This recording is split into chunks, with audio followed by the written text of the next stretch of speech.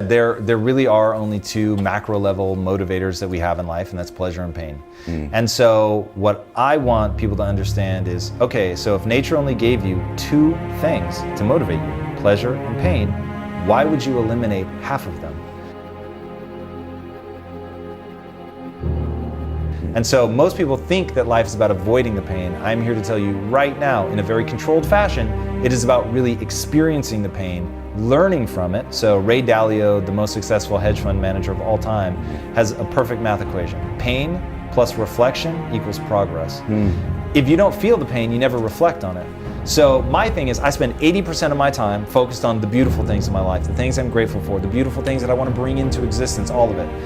20% of the time though, I'm in the darkness, man. I'm in that Tim Grover, relentless, I'm going to make this happen if I have to break myself, and I'm not afraid to lean into that because I know how powerful it is. Now, if you really want to put numbers how powerful this is, they did a study and they wanted to find out what happens, how can we get people to endure more pain? And the punchline is hilarious. So they would take people and they would submerge their arm in a bucket of ice and they would just hold it there as long as you can. Now at first it's just cold, but after a while it really starts to hurt. And so people would end up yanking their arms out. They found that people could hold their arm in the bucket 35% longer if you let them display anger. So put it in, they get to that point where they're about to pull it out and you tell them, yell, cuss, do whatever you need to, and they'd be able to do it.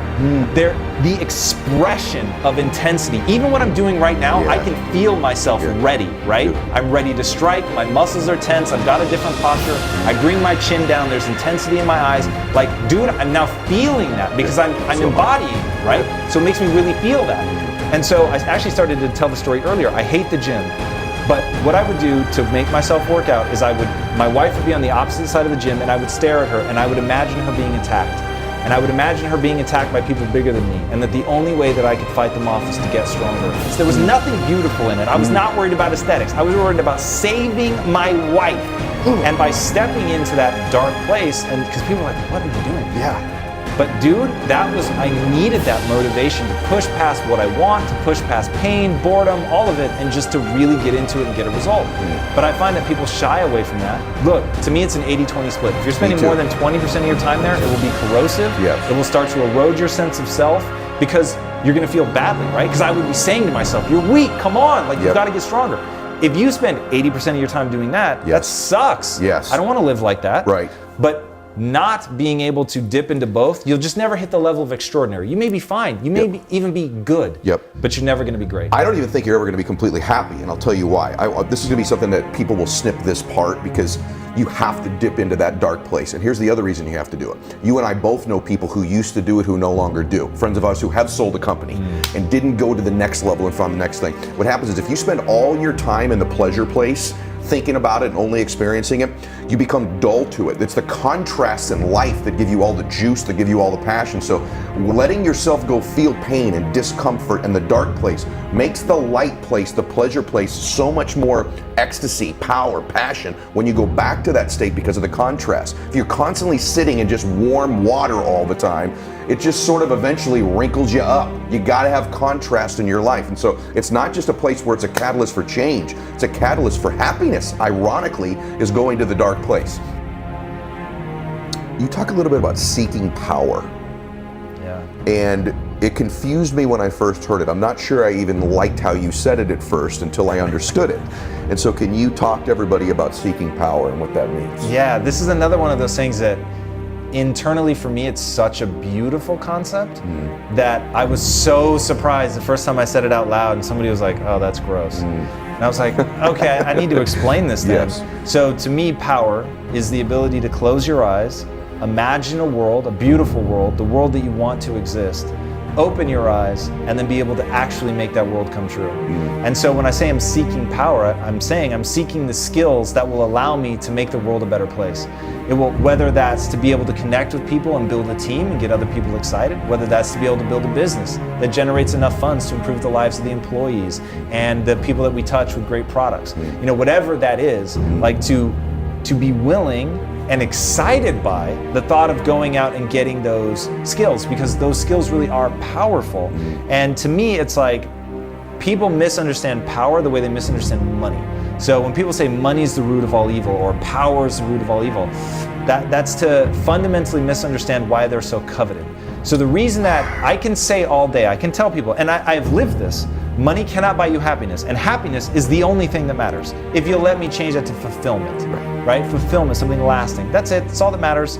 So, but I'm even still chasing money. So the question becomes why? If I know that money in and of itself won't do anything for me, why is it still so interesting in my life? And the reality is because money actually is powerful. And what I mean by that is money's a great facilitator. If you don't know why you want the money will be empty, you will buy things with it, and it won't do anything for you. Because here's the thing that money can't do that people don't realize. When you look at somebody with money, especially when you don't have it, you admire them. And so you think, if I had money, I would admire myself. But it doesn't work like that. So once you get the money, the thing you thought would happen to yourself, the story about who you are, you think is going to change, and it doesn't. So that's when people become totally disillusioned. They think, if I have the Ferrari, I'll think differently about myself. If I have the house, I'll think differently about myself. Your insecurities are coming with you wherever you go. So if you think anything external is going to change that, the only thing that changes your insecurities, show up in the gym, put in the effort, go to work, do the thing, suffer in service of somebody else, do something to bring beautiful things to people that you love and care about, do something beautiful to bring something to somebody you've never even met. Those things will change your story. The money's never going to change your story, but the money has allowed me to build a business. The money has allowed me to not have to worry. The money's allowed me to help my mom not have to worry. The money's allowed me to bring on a team of employees and not have to worry about going bankrupt. Like, it does real things that allow you to actually impact people. And I believe that commerce is the only way to create a self-sustaining economic engine that isn't just charity. Charity, you have to go at, like, here's what people don't understand about charity. Charities survive by going and asking money from someone who's figured out how to make money.